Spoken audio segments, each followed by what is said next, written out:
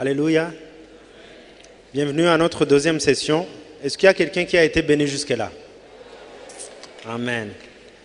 Dieu va nous faire du bien, j'en suis sûr. On a fini la première session en voyant que celui qui te donne ses idées va contrôler ta vie.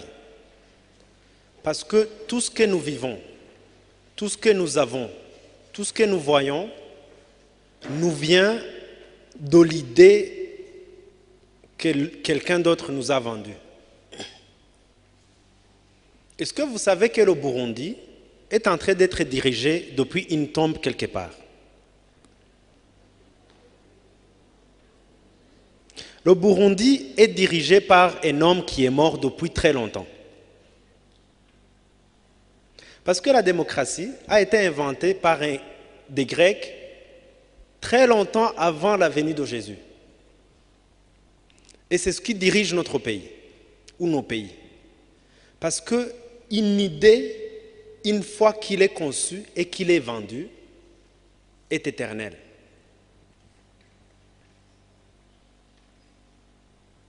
Ta vie est ce qu'il est aujourd'hui par rapport aux idées que tu as reçues et que tu as acceptées. C'est pour ça que Dieu n'a pas voulu nous laisser aux dépens des idées des gens. Il a envoyé l'idée d'origine. C'est pour ça qu'il est venu lui-même. Et il nous dit, il a choisi l'identité de la parole parce que la parole, c'est l'expression des idées. Quand j'étais assis là-bas avant que je ne monte ici, personne ne savait ce qui était dans ma tête.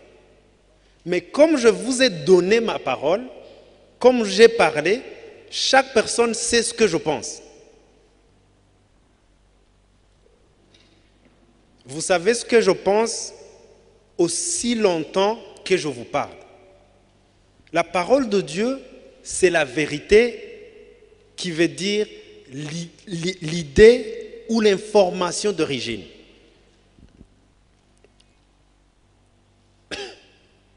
Et nous allons voir comment nous sommes dirigés ou comment le processus de l'idée dirige ou contrôle nos vies.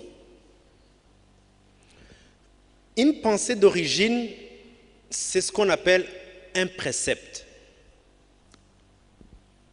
Un précepte, c'est un mot composé. Pré qui veut dire avant, avec sept qui veut dire l'idée.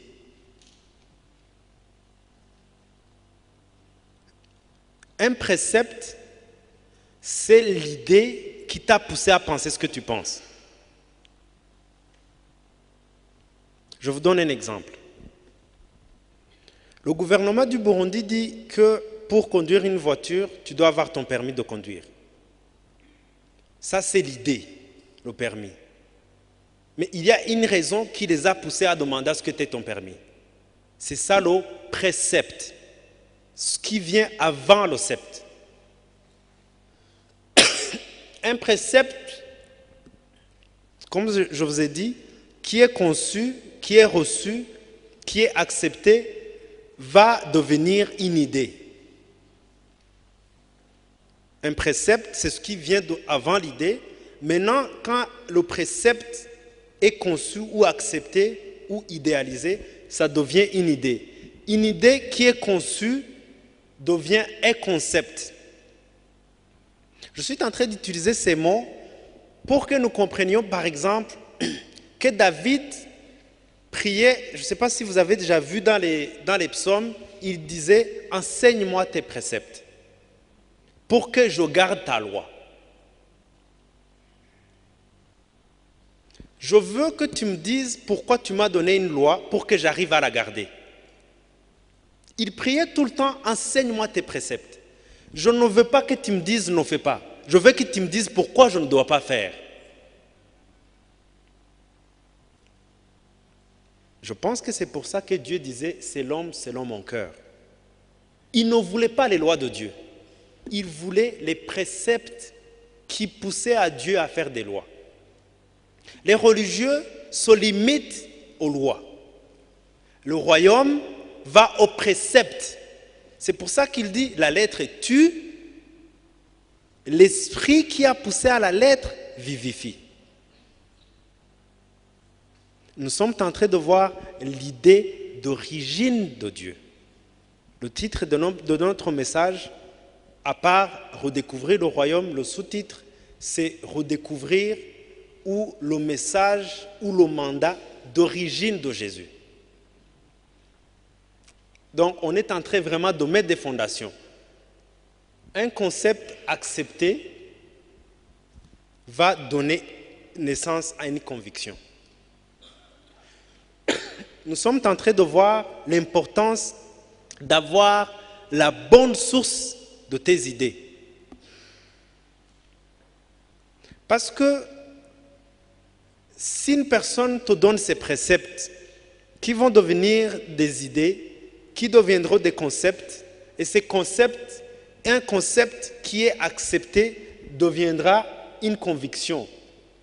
Et la conviction, une fois qu'il est conçu ou établi comme étant la vérité, va donner naissance à un système de pensée. Ça a commencé par une petite idée. Non, une petite pensée plutôt. Et vous savez ce que la Bible nous dit? De ramener toutes les pensées captives à l'obéissance de quoi? De la parole de... Ramener toutes les pensées à la soumission de l'idée d'origine de Dieu. Parce qu'il savait que si tu laisses une pensée, va devenir un précepte qui deviendra une idée, qui va être un concept, une conviction. Et une fois que le système de pensée est là, on commence de parler de quoi? Une fois qu'il a dit de ramener les pensées captives, il a dit qu'on va détruire quoi? Forteresse, système de pensée. Ce n'est plus une chose. Mais ça a commencé comme étant une pensée. Nous allons voir où nous avons perdu le royaume. Pourquoi Dieu doit me faire partir de très loin, quitter ma famille pour qu'on revoie ça? Nous allons comprendre d'où c'est parti. Parce que si nous ne voyons pas d'où nous avons perdu les concepts ou la compréhension du royaume, là on est en train de voir le mot royaume. On n'est même pas entré dans le vif du sujet parce que si on quitte ici tout de suite, on a vu le royaume, on ne sait même pas de quoi il s'agit. Un système de pensée va donner naissance à une idéologie. Ça part d'une personne, ça devient maintenant une idéologie, c'est un ensemble de systèmes de pensée qui gouvernent une société ou un groupe de personnes. L'idéologie, à un certain point, va donner naissance à ce qu'on appelle une philosophie. Le mot philosophie n'est pas un mot très compliqué pour...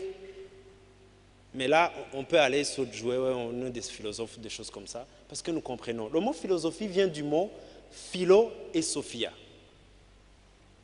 Philo veut dire aimer. Sophia, ça veut dire la connaissance. Quand tu tombes amoureux de tes idéologies, tu te fais une philosophie.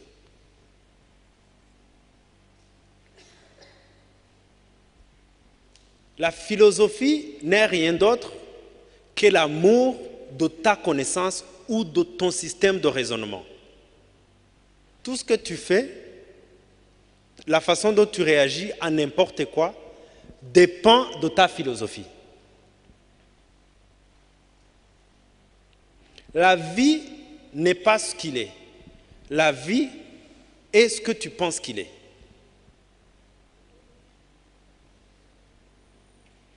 Les lunettes avec lesquelles nous regardons la vie, nous regardons la vie selon notre philosophie. Ne vous inquiétez pas avec les mots un peu compliqués. Nous sommes en train de voir quelque chose de très simple pour essayer de voir pourquoi doit-on redécouvrir le royaume de Dieu.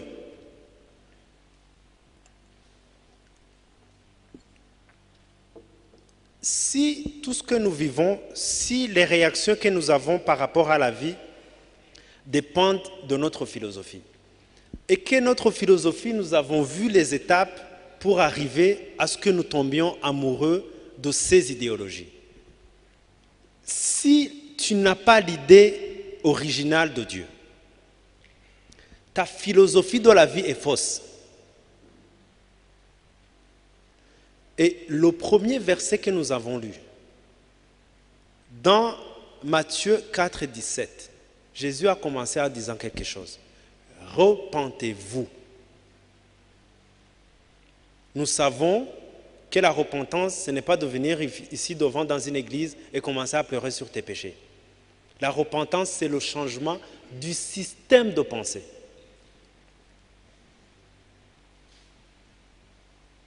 Il dit, j'amène mon idée originale. Tu dois laisser ton ancien système de pensée pour recevoir l'idée d'origine.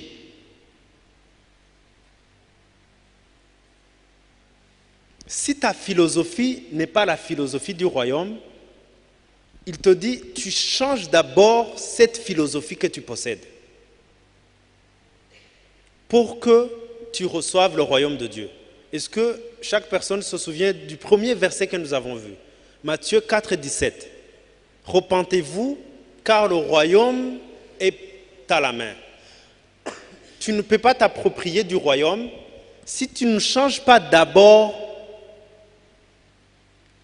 ton système de pensée, ton système de raisonnement. De quel système de raisonnement sommes-nous en train de parler? Nous avons un problème et un grand challenge parce que la plupart, la majorité d'entre nous ne comprennent pas grand-chose sur les préceptes ou le principe même du mot royaume. La Bible ne parle pas d'une démocratie. La Bible parle d'un gouvernement qui nous est, à part peut-être une personne qui aurait plus de 70 ans, vous dites 70 ans ici, qui aurait plus de 70 ans, ne comprend pas le royaume parce que la Bible ne parle pas de la démocratie ou d'une république.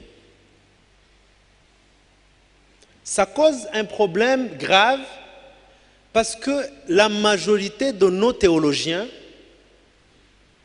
viennent des pays qui refusent même l'idée même d'un royaume, qui font tout pour qu'il n'ait pas de royaume. Maintenant, je vous ai dit, la vie est conçue par rapport à sa philosophie. Une personne qui ne veut même rien entendre du royaume, je parle du système du gouvernement qui est le royaume.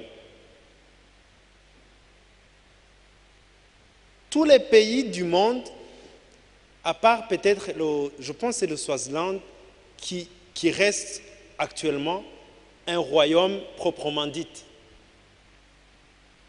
Maintenant, nos théologiens, les personnes qui nous enseignent la Bible, prennent un livre qui parle d'un concept qu'ils refusent même de voir, qui ne veulent rien entendre de ce concept.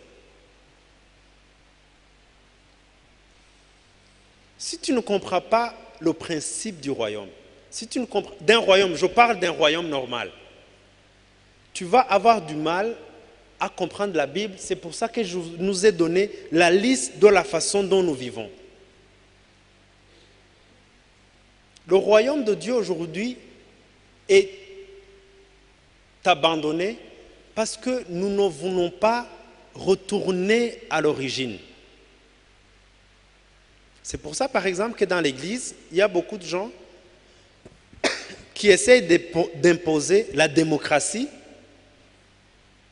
dans un système qui est censé être un royaume. Par exemple, dans une démocratie, je ne sais pas comment la constitution du Burundi commence, mais aux États-Unis, la constitution commence comme étant « nous, le peuple ». C'est comme ça que ça commence la constitution des États-Unis. Parce que dans une démocratie, le peuple choisit celui qui les dirige et le peuple se choisit lui-même les lois qui vont les diriger, qui vont le diriger. Dans un royaume, ça commence par « moi le roi ». C'est quoi le premier mot de la Bible? Au commencement qui?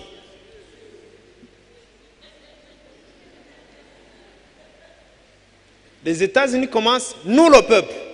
Dieu dit « c'est bien, moi je commence au commencement, moi le roi ».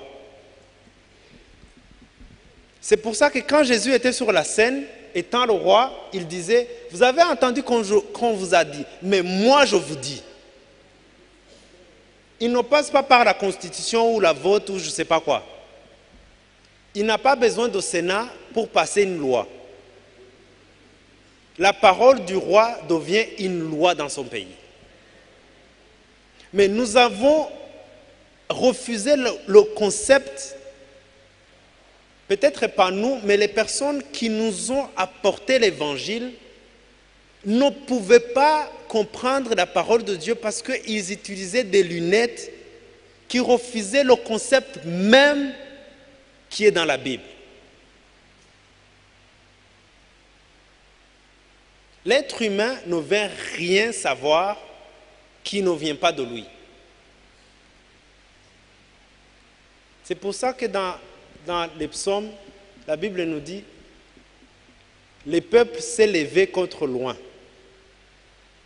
Mais là où Dieu est, il rigole. Parce qu'il connaît la fin.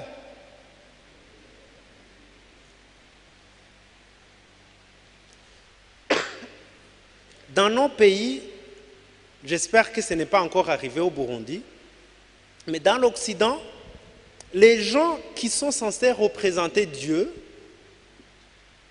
ils prennent les choses que Dieu a dit sont des abominations, ils disent non, par l'amour du prochain, j'ai aucun problème avec les homosexuels.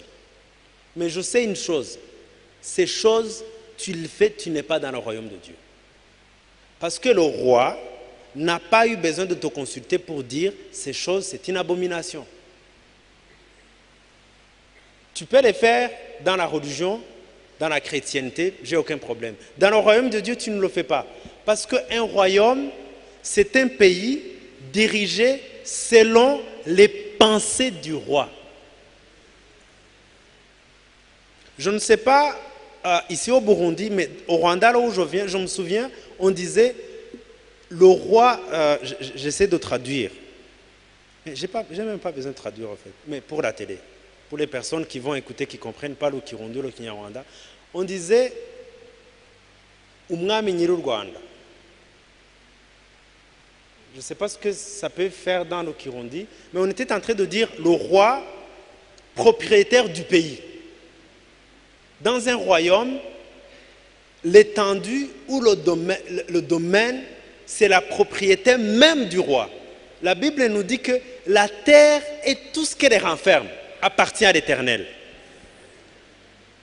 La Bible est en train de nous donner des concepts que la plupart d'entre nous ne connaissent ou ne veulent même pas accepter. Si une personne qui est née aux États-Unis est en train de t'enseigner, il y a une forte chance qu'ils ne comprennent pas la Bible parce que la Bible et n'importe quel document est lu ou vu ou compris selon sa philosophie. C'est pour ça que dans l'Église, il y a des églises qui ont des comités. Des comités qui vont s'asseoir et délibérer la direction de l'Église. Je ne les blâme pas, c'est tout ce qu'ils savent. Parce qu'ils sont en train d'essayer d'imposer la démocratie aux livres qui parlent d'un royaume. Nous n'aimons pas le royaume parce que nous avons subi des royaumes qui n'étaient pas basé sur la justice. Mais Jésus nous dit, mon royaume, c'est la paix, c'est la joie, la justice dans le Saint-Esprit. Le royaume de Dieu n'est pas compris parce que si tu n'as pas de bons concepts, si tu n'as pas la bonne compréhension de ce que le document veut dire, tu vas faire ce qu'on appelle, en anglais ça dit misconception, en français c'est la mauvaise conception. La mauvaise conception va venir du fait que les paroles ou les termes que j'utilise ne signifient pas la même chose dans ta tête que dans ma tête. Dans la communication, mal interprétée. La mauvaise interprétation parce que ce que je dis, ce que je pense en disant une parole ne représente pas la même chose dans ta tête, toi qui m'entends. Je vous donne un exemple. Si je suis à Bujumbura, à côté de Bora Bora, j'appelle une personne, je dis, j'arrive chez toi en taxi. Une personne qui se retrouve devant moi, qui vient du Burundi, quand il m'attend sur la route, il s'attend à ce que j'arrive dans une voiture. Si je lui dis, je vais prendre un taxi, j'arrive chez toi. Attends-moi, je viens en taxi rouge. La même personne qui dit la même chose à une personne qui se trouve à Kigali, il lui dit, je viens en taxi. Un Kigalois ne s'attendra pas à une voiture, mais à un minibus. Nous avons utilisé le même mot, mais ma conception du taxi n'est pas ta conception du taxi. C'est pour ça qu'il y a beaucoup de gens qui vont prendre la Bible, ils ne vont jamais comprendre ce que Dieu a voulu dire, parce que les concepts ou la philosophie avec laquelle ils lisent la Bible n'est pas la même que Dieu. Comment Dieu a voulu éviter cette mauvaise conception? Nous allons voir un verset que la plupart des personnes ne comprennent pas. Galates 4, verset 4. La Bible dit, mais lorsque les temps ont été accomplis, Dieu a envoyé son Fils qui est né sous la loi et tout. Je voulais voir le mot « les temps ont été accomplis ». J'aime mieux la version nette en anglais qui nous dit « when the appropriate time ». Ce que la Bible en français traduit par « les temps qui ont été accomplis », la version nette nous dit « le temps qui était approprié ». Pourquoi Dieu a attendu 4000 ans avant d'accomplir la promesse qu'il avait faite d'envoyer Jésus? On est en train de voir, de redécouvrir le royaume. On ne peut pas redécouvrir le royaume si on ne comprend pas pourquoi on a perdu cette conception du royaume. Pourquoi Jésus est venu au temps où il est venu? La Bible nous dit parce que le temps était approprié. Qu'est-ce qui était approprié à ce moment-là? Je vous ai démontré que si ce que je dis ne représente pas la même chose dans ta tête, on ne va jamais se comprendre. La Bible, on est en train de voir l'idée originale de Dieu.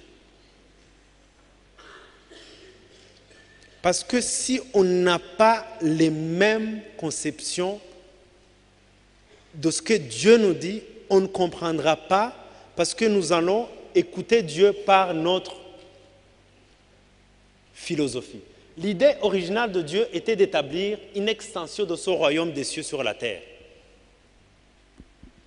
Ça a été son idée dès le départ.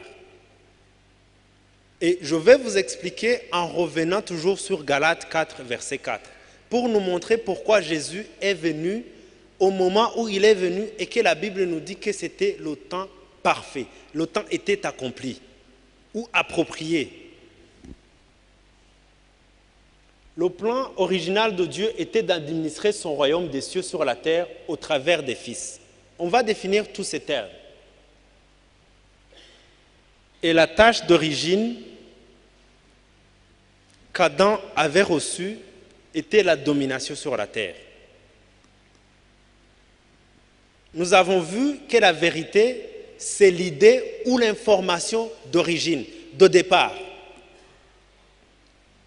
Et peut-être sans que je n'ai à enlever ces 3 points, tournons nos Bibles dans la première, je vous ai dit le départ, la première information que Dieu a donnée qui nous concernait.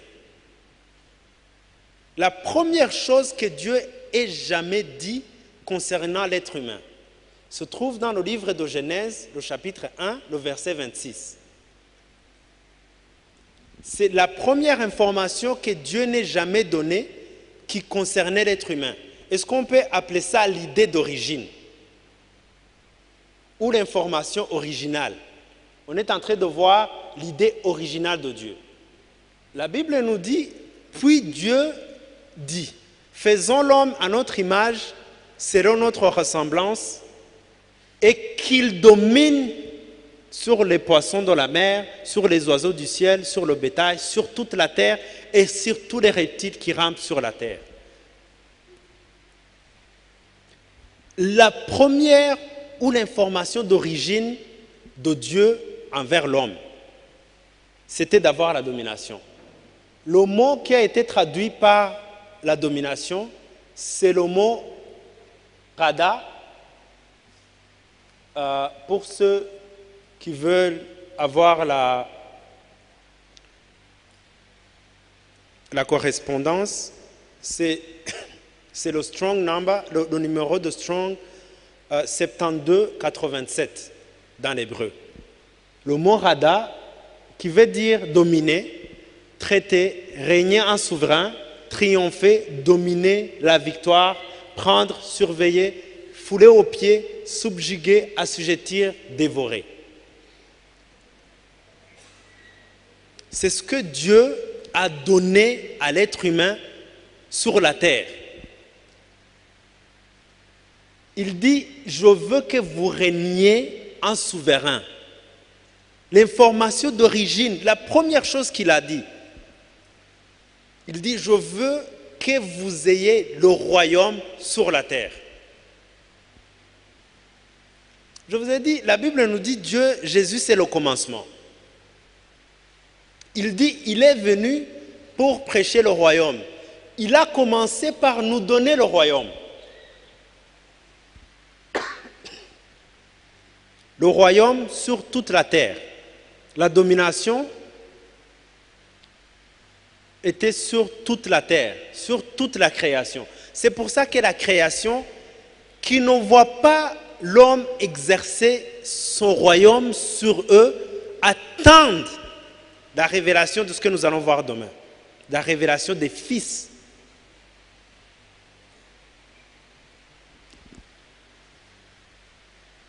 Il dit, il faut que tu domines.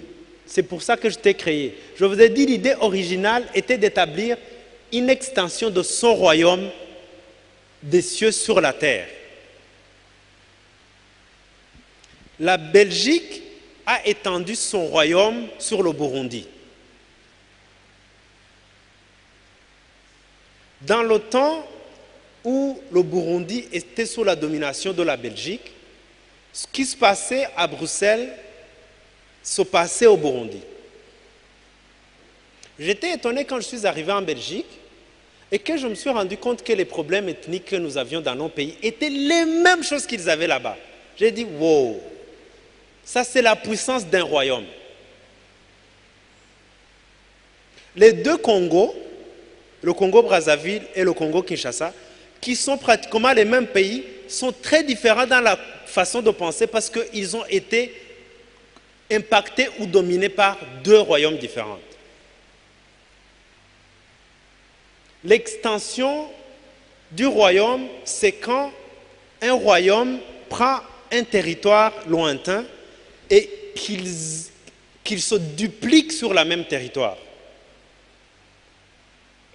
C'était ça l'idée d'origine de Dieu.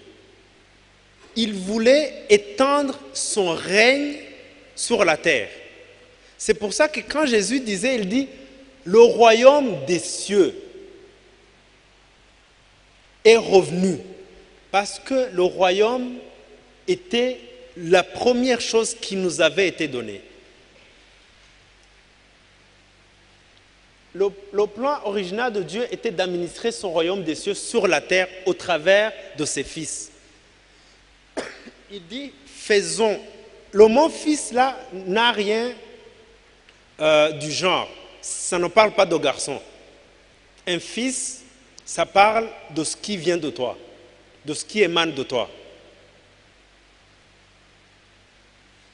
Quand la Bible dit nous sommes des fils de Dieu, ne rajoute pas nous sommes des filles de Dieu. Ça montre que tu n'as pas compris.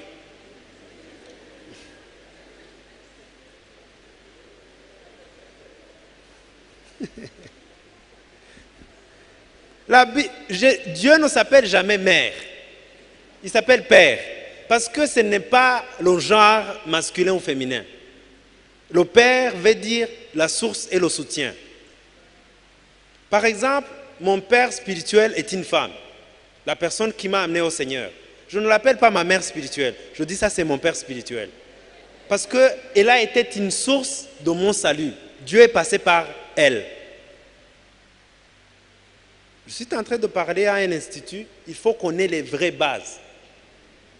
Parce que quand on commence à dire, ouais, je suis fils de Dieu, et puis une femme qui est à côté, moi je suis fille de Dieu. Je dis, c'est bien, mais tu n'as pas compris. Fils veut dire la ressource de quelque chose. Si le Père, c'est la source, le Fils, c'est la ressource.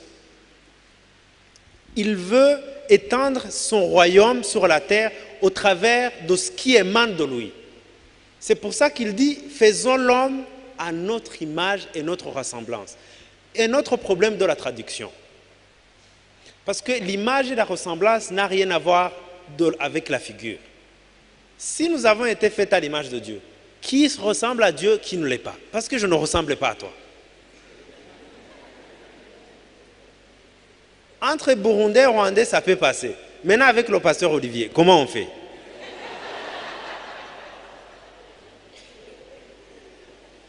Parce que ça ne parle pas de la figure, l'image, ça parle du caractère. Nous avons été faits dans le caractère de Dieu. La ressemblance parle du fonctionnement. Nous avons le caractère et la capacité de fonctionner comme Dieu. C'est pour ça qu'il dit rien n'est impossible à Dieu. En même temps, il dit rien n'est impossible à celui qui croit. Le diable a joué avec Adam parce qu'il lui donnait ce qu'il possédait. Adam était un peu zinzin. Il dit, tu vas ressembler à Dieu. Il a été créé comme Dieu. C'est quoi son problème? Il ne comprenait pas. La Bible nous dit, le peuple périt par manque de connaissance ou de compréhension.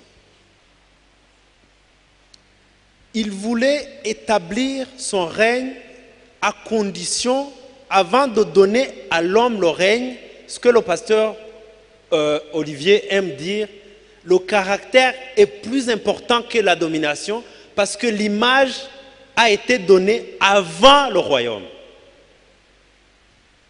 Tu ne peux pas régner sur la terre si tu n'as plus l'image de Dieu. Regardez la suite des choses. Il dit, faisons l'homme. L'homme qui est qualifié pour avoir la domination sur la terre, c'est seulement l'homme qui est à l'image et à la ressemblance de Dieu.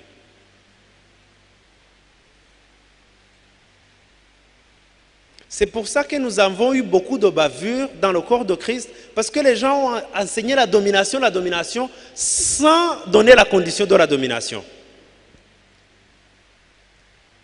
Il a dit, l'homme qui est à mon image, c'est la seule personne qui est qualifiée de régner sur la terre. Dieu a voulu que la domination de la terre ou l'extension de son royaume se fasse au travers de ses fils. les personnes qui ont son image. Et la création attend la révélation de ces personnes. Parce que c'est eux seuls qui ont la domination sur la terre. Jésus pouvait dominer la mer. Parce que c'est l'image visible du Dieu invisible. N'essaie pas de marcher sur les eaux si tu n'as pas l'image. Tu vas trouver les hippos. Jésus est venu nous donner le royaume et nous réexpliquer comment on fait. Mais la bonne nouvelle, c'est qu'il dit que ceux qui le visage découvert, ils sont transformés en quoi? Dans la même image de gloire en gloire. Il est en train de nous ramener à la domination. Il dit, l'administration était, ou l'extension était seulement pour ses fils. Pour des personnes qui ont le caractère de Dieu. Regardez par exemple ce que la Bible nous dit. Soyez saints, il nous explique pourquoi. Comme votre Père est saint. Je vous ai dit, le royaume, c'est un pays ou un domaine qui est dirigé selon les désirs du roi. Si tu veux opérer ou entrer dans le royaume de Dieu, tu dois avoir la même pensée du roi. C'est pour ça, si nous enseignons le royaume de Dieu, si nous enseignons les principes ou la compréhension du royaume de Dieu, nous n'aurons plus besoin de traiter du péché dans l'Église. Tu ne peux pas avoir la compréhension du royaume et ne pas vivre comme le roi. Le roi ne vole pas. Tu ne vas pas voler. Il dit, Dieu n'aime pas, il est amour. Quand il te demande d'aimer, il ne te demande pas quelque chose de bizarre. Il te demande quelque chose qui est une norme dans son pays. Mais comme je vous ai dit, notre conception ou notre philosophie n'a pas de fondement du royaume. Et comme le Burundi ne vit pas selon les mœurs du président, nous voulons vivre dans le pays de Dieu avec la philosophie burundaise de la démocratie. Le roi est là, ou le président, Dieu est président, il n'a qu'à avoir ses façons de faire, moi je peux avoir ma façon de faire. Ça ne marche pas dans le royaume. Mais je vous ai montré, la philosophie que nous avons nous donne la compréhension de la Bible qui est faussée parce que nous n'avons plus de concept du royaume. C'est pour ça que j'espère que tout le monde a pris son billet pour la conférence qui arrive. Là, vous êtes en train d'écouter un fils. Qu'est-ce qui se passe avec le père? Je vous laisse découvrir. C'est vrai. Demain, nous allons comprendre ce que je suis en train de dire en blaguant. Dieu ne donne jamais quelque chose à une personne. Il te choisit un père, il lui donne quelque chose. Et ça va couler de la barbe d'Aaron.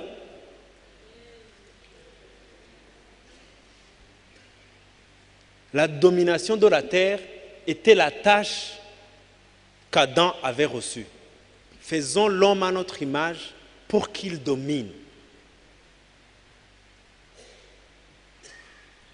Maintenant, je vais vous parler de Jésus qui dit « Je suis le début et la fin ». Nous voyons que le début commence par le royaume. Nous avons vu ça.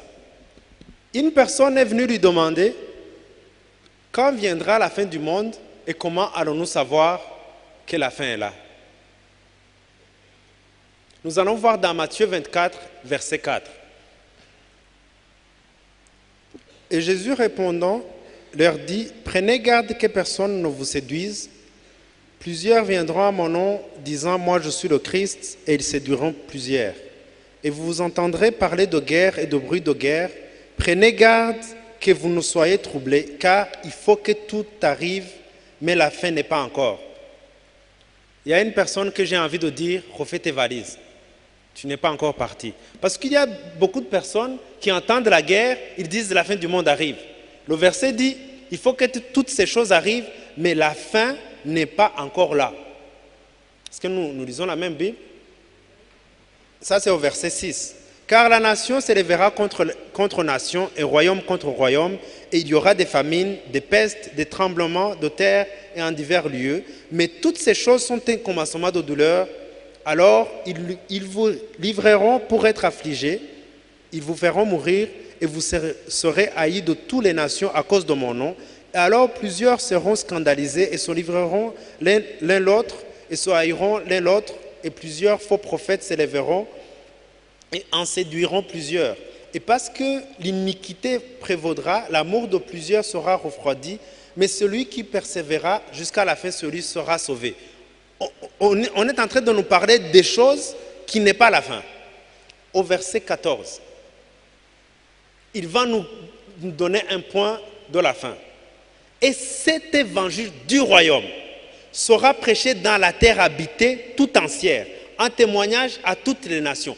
Alors viendra la fin. Il commence par le royaume. Tout au long, il nous parle du royaume. Il dit, la seule chose qui déclenche la fin, c'est quand mon objectif de départ est atteint.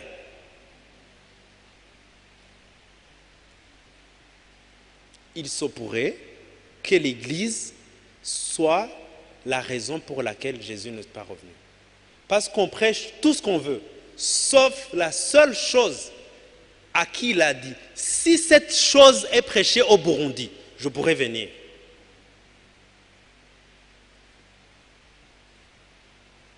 Jésus n'a pas mis la fin du monde sur une activité, éruption volcanique ou par une guerre.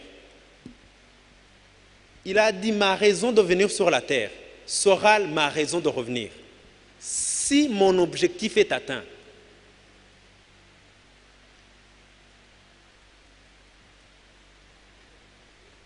je ne sais pas, j'ai lu dans la Bible, ne me jetez pas de pierre. Les gens sont là, ouais, la fin du monde arrive. Est-ce que tu prêches le royaume? Non, ça n'arrive pas. Est-ce que toi-même tu comprends le royaume? Est-ce que toi-même, il dit, le royaume pour qu'il serve de témoignage. On nous parle de quoi? La manifestation de la culture du royaume. Beaucoup de gens peuvent parler du royaume comme syntaxe. Ils utilisent le mot royaume, mais ils ne l'utilisent pas comme un témoignage. Est-ce que nous pouvons relire? Il dit, cet évangile du royaume sera prêché dans la terre habitée tout entière, en témoignage à toutes les nations. Il les a envoyés prêcher et manifester. Est-ce qu'au Burundi, il y a un groupe de personnes qui s'aiment tellement que quand on te fait du mal, toi tu fais du bien? Ça, c'est la norme du royaume. Est-ce que nous avons des familles qui vivent tellement royaume que le mari, c'est le serviteur de la maison? Ne répondez pas. Ne regardez pas derrière. Celui qui est là,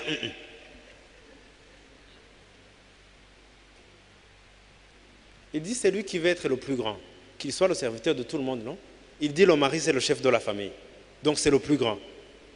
Par déduction, il est quoi? Le serviteur de tout le monde. Je passe à autre chose. Est-ce que... Je lis tout simplement dans la Bible. Pour finir, je vais vous prouver que c'est nous-mêmes qui avons la clé de la fin du monde. Jésus, on lui demande, donnez-nous un signe de la fin du monde. Il dit, ça sera la même chose comme du temps de Lot et du temps de Noé. Matthieu 24, 37. Mais comme ont été les jours de Noé, ainsi sera aussi la venue du Fils de l'homme. Allons voir ce qui s'est passé. Quand la Bible dit quelque chose, va voir ce qu'il dit. La clé se trouve dans le verset qu'il est en train de dire. Par exemple, quand il parle de divorce, il dit allez au commencement. Tu dois aller voir ce qui s'est passé. Si tu ne vas pas au commencement, la Bible explique la Bible. Il dit, dans le temps de Noé, ce qui s'est passé, ainsi sera la venue du Fils de l'homme. En haut, il avait dit, si le message est prêché, je reviendrai. Maintenant, il dit, ok, je vais vous faire tricher un peu. C'est ce qui s'est passé avec Noé. La chute, la tombée de la pluie ne dépendait pas de Dieu. Dépendait de Noé, parce que la Bible nous dit, quand Noé a fini de construire l'arche, qu'il a fermé, la pluie est tombée. Dieu ne construisait pas l'arche, Noé le faisait. Si Noé a pris 50 000 ans, la pluie n'est pas tombée avant qu'il n'ait fini. C'est ce qu'il voulait dire. Il dit ce qui s'est passé dans le temps de Noé, c'est ce qui va se passer avant que je revienne. C'est pour ça qu'il a dit qu'il ne sait même pas quand. Parce que ça ne dépend pas de lui.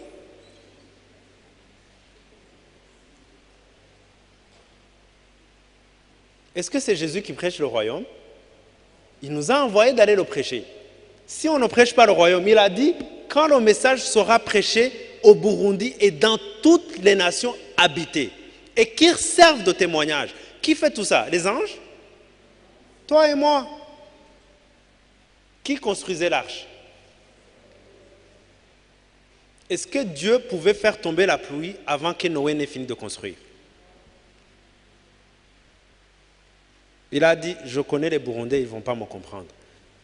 Je veux vous utiliser une autre histoire. Il dit l'histoire de Lot. Il dit ce qui s'est passé dans le temps de Lot. Les gens mangeaient, buvaient, jusqu'à ce que quand Lot fut sorti de la ville, Dieu a entendu que Lot sorte avant qu'il ne détruise. Les deux histoires à qui Jésus compare la fin du monde ne dépendent en rien de ce que Dieu fait.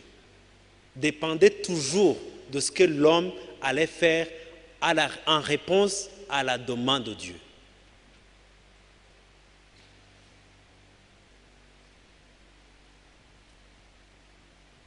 Jésus est venu pour une raison. Il ne revient pas reprendre son église si sa raison d'être venu n'est pas accomplie.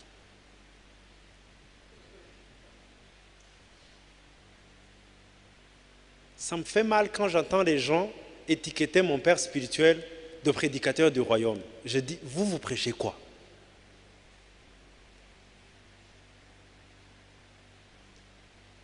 Jésus nous a dit, allez prêcher le royaume. On prêche quoi?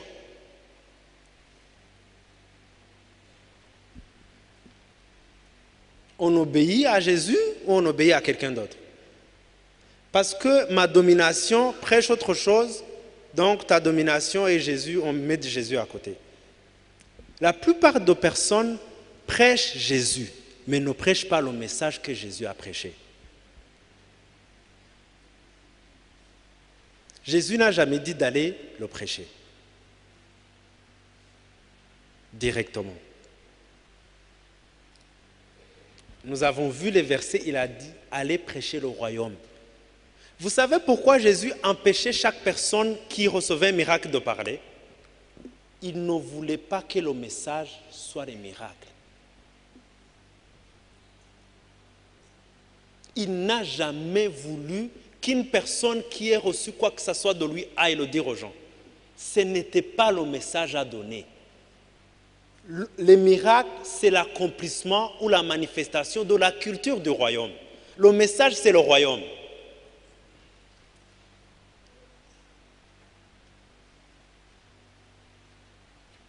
Mais nous nous sommes focalisés à la manifestation, mais la manifestation ne peut venir que de la présence d'abord du royaume. Jésus prêchait le royaume et guérissait après.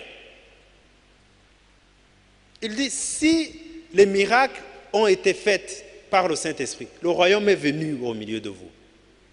Les miracles, c'est une preuve ou le témoignage de la présence du royaume. Le royaume de Dieu, c'est le pays ou le domaine sur lequel règne Dieu. C'est pour ça que les démons, qui le voyaient, qui disaient « Tu es le Fils de Dieu », il est demandé de se taire. Ce n'était pas le message. On peut prêcher beaucoup de bonnes choses, mais il nous a demandé de prêcher une seule chose. Le royaume des cieux est venu jusqu'à nous.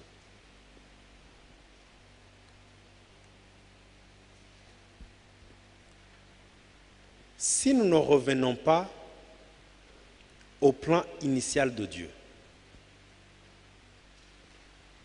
nous allons porter des fardeaux qui n'ont pas été conçus pour nous. Il dit, je vous donne mon joug qui est léger. Et les personnes qui nous comprennent, je vous ai dit, Jésus était venu au bon moment. Pourquoi? Parce qu'il est venu au temps où sa terre natale était sous la domination de notre royaume. Je vous ai parlé de l'extension du royaume. La Judée dans le temps était sous la domination romaine. Quand il disait le royaume est là, ils comprenaient parce qu'ils étaient soumis à un royaume. Regarde, une fois on vient lui demander sur les taxes. Il dit, est-ce qu'on doit payer les taxes dans la maison de Dieu? Il dit, mais c'est donner à César ce qui est à César et à Dieu ce qui est à Dieu. Il ne parlait pas de l'argent. Qu'est-ce qui est à Dieu? C'est ce qui est son image. Il a demandé, c'est quoi l'image qui est sur la monnaie? C'est quoi l'image qui est sur toi? Il disait, Dieu n'a pas besoin de ton argent, il a besoin de toi. C'est toi qui lui appartiens. Maintenant, quand tu viens avec ta poche, non?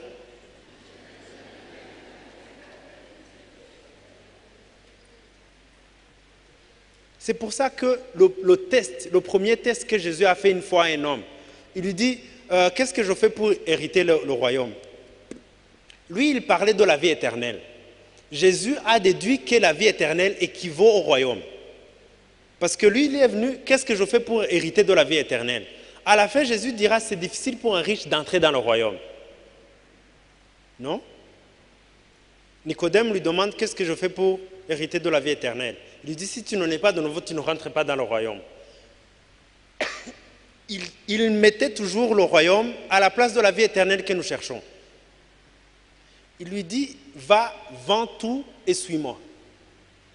Il était en train de tester, est-ce qu'il comprend que dans un royaume, tout appartient à un roi? Si tu veux rentrer dans mon royaume, si tout m'appartient, je peux te demander de le donner à qui tu veux, à qui je veux, et tu le donnes. Si tu ne le fais pas, tu n'es pas dans mon royaume. Il y a des personnes qui sont en train de se bagarrer avec Dieu parce qu'il leur demande, ce que tu as là, ce n'est pas pour toi, donne à quelqu'un. Parce qu'ils pensent que c'est à eux, ils ne veulent pas.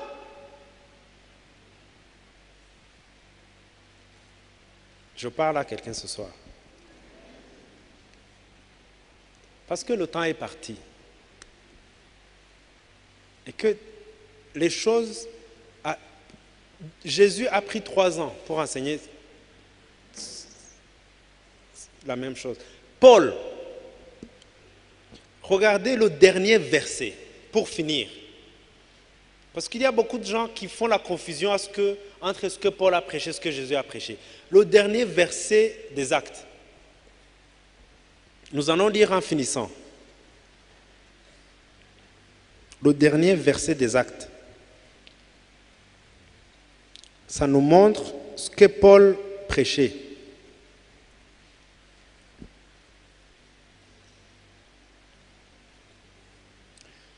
Du verset 30, Actes des Apôtres, chapitre 28, verset 30 au verset 31.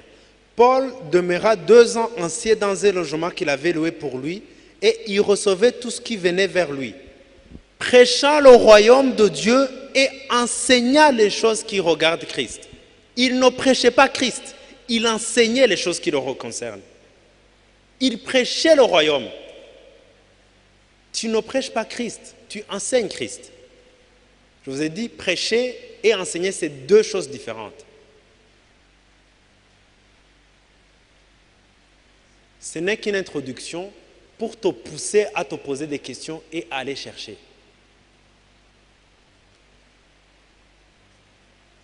Les élèves qui font la thèse, on leur donne des sujets, ils doivent aller faire des recherches. Mon objectif ce soir, c'était de te pousser à te poser des questions, à challenger ta théologie, à challenger toi-même ta philosophie, à revoir tes idées et ton idéologie. Est-ce que tu as compris l'information d'origine ou tu possèdes l'idée ou les idées de quelqu'un d'autre? Parce que nous avons fini, mais parce que le message du royaume a été prêché. Nous allons voir la manifestation parce que le royaume est prêché et les malades sont guéris. J'ai dit à Dieu, je ne prêche pas ton message si tu ne confirmes pas ta parole. Une personne qui est malade, ce soir, nous allons expérimenter parce que le gouvernement de Dieu est établi aujourd'hui, ce soir, ici. Une personne qui est malade vient recevoir ta reconstitution des droits des citoyens du royaume.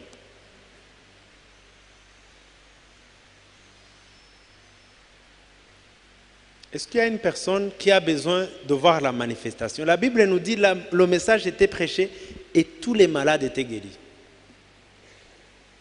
Parce que c'est la manifestation. Dieu doit prouver que sa parole est vraie.